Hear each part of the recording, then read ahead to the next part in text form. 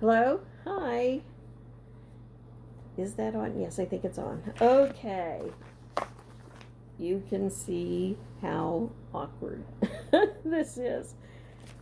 So I'll give myself a little credit. I think that I'm brave to do this for my little drop of pee into the ocean. I want to tell you a little bit about myself, okay? I always say, The persona of Aunt Dunleavy, comes from a book that I wrote entitled Thunder in the Hills. It's self-published. It's a fantasy, and it was prescient about what is happening right now.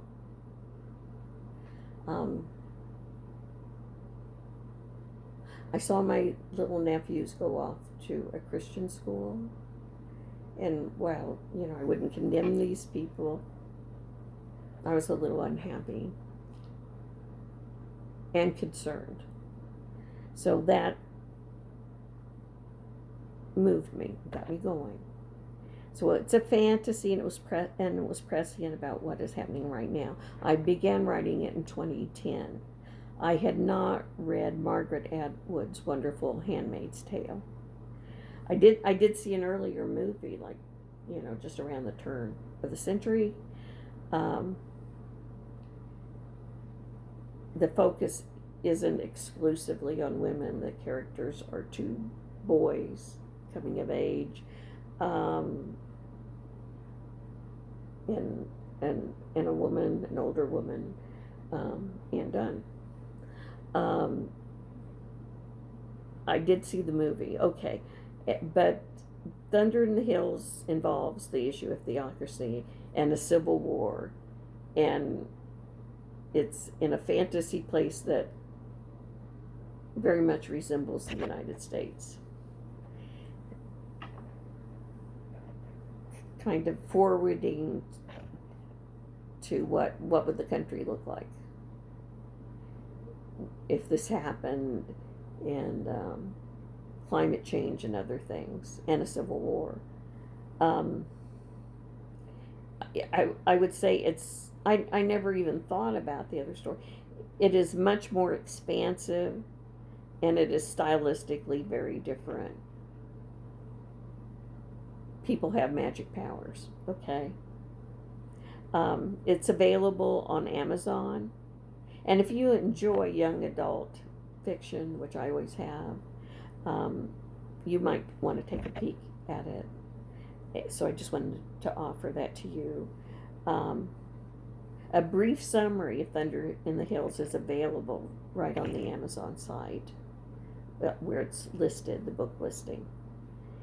And about myself, my name is Linda Brillhart. I earned a simple BA in literature from Central Missouri State University, and I studied some political science, and I have been interested in news and politics since I was 11 years old.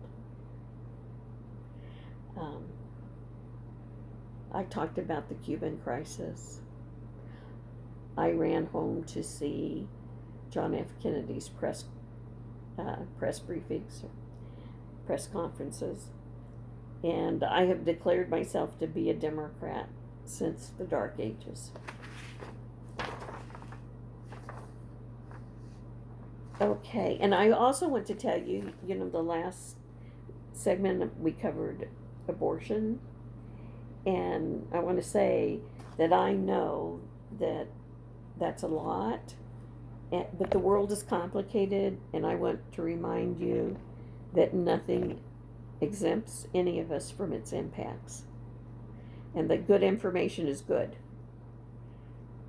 So I'll give you some of my resources that I use, and when I said something in here, I tried to back it up. Okay. As for myself, my information sources include books, which I'm often pointed to through broadcast. My favorite news source is MSNBC. A long time ago, I was very frustrated with CNN because somebody would be interviewed and would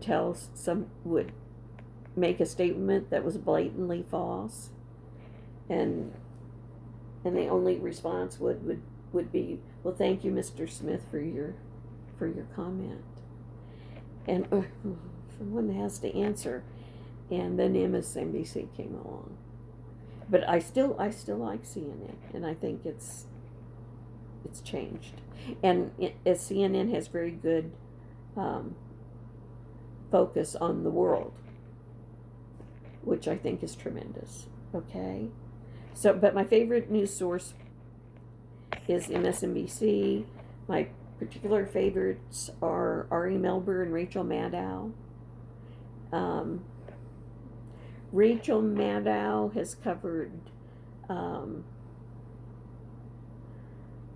rise of fascism in the United States in the past, and that's been very interesting. Not heartening, but interesting. Ari Melber has focused on our religious rights and on Donald Trump and the upcoming trials and what is happening step by step. All the evening shows are very good. There's not one that's not good. And of course, the weekday programs and those on weekends are very, very good. I often dip into one of those. But of course, time's limited for everyone, even if you're retired. As I said, CNN is good. It's very good. I like Fareed Zakaria. I pick up free articles from the Washington Post and the New York Times and the Economist when I can get them. They're usually like 2 free per month. And sometimes friends that have subscribe, they'll get an allotment to send for gifts, and I'll get a gift. The AP, NBC, CBS, ABC, BBC. I like The Guardian. Online sources that I trust are Mother Jones, Politico, The Hill, and there are lots of others. Okay? Now, my next segment will concern contraception. Okay? I'll turn off for a minute and then come back to you. Okay?